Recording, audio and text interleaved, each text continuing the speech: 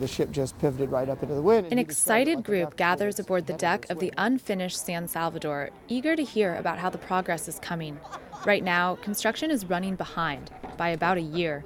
The ship is being built almost entirely by volunteers, which makes it difficult to set hard deadlines. But Maritime Museum President Ray Ashley says the delays have been good for the project and the community. As a consequence, more schools have come to visit the ship while it's being built. More people have seen it while it's being built, and we've had an opportunity for more volunteers to work on it. Construction began here at Spanish Landing Park back in February 2011 on what will eventually be a 200-ton historically accurate replica of the first ship to land on San Diego's shores. In 1542, explorer Juan Rodriguez Cabrillo sailed the original San Salvador into what is now San Diego Bay and claimed it for Spain. Now, volunteers and Maritime Museum employees are hand-building this replica, almost entirely from wood, 230,000 pounds of it. They hope to launch next summer. And Museum Board Chairman Dave McVeigh says they're inviting some special guests to do the christening.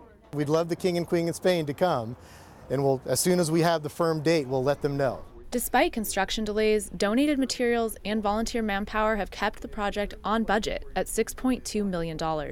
But there's still about $1 million left to raise. The hope is that special behind-the-scenes tours will draw more donations and more volunteers. Volunteer coordinator Eric Gerhardt said his workforce grew from 300 in February to nearly 500 volunteers today. I think it's the spirit of the San Salvador, the ship. How many people in the world have an opportunity to work on a Spanish galleon, first of all? And people that woodworking is their nature. This is certainly the largest woodworking project you could probably find in the entire world. Volunteers are installing the mechanical innards of the ship, like modern-day engines, that will be hidden from view to keep the ship looking as it did in 1542. The rigging is being built, and the planks that lie on the outside of the frame are being placed. The 60-foot masts, cut from one huge Douglas fir tree, also just arrived.